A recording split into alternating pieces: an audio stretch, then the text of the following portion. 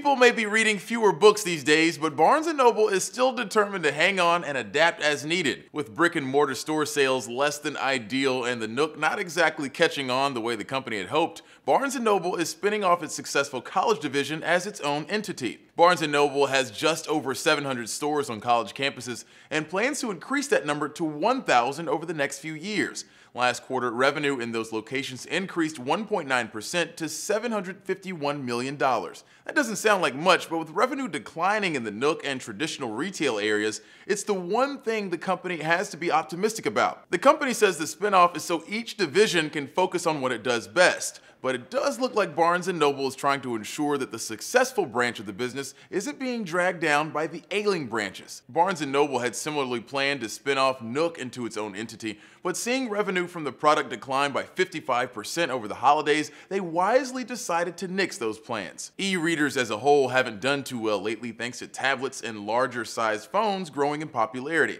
The split does leave the traditional retail business in a weird place, since the college division accounts for about 45% of the company's revenue. And investors seem to like the move. The company's stock rose nearly 7% following the news. For Newsy, I'm Christian Bryant.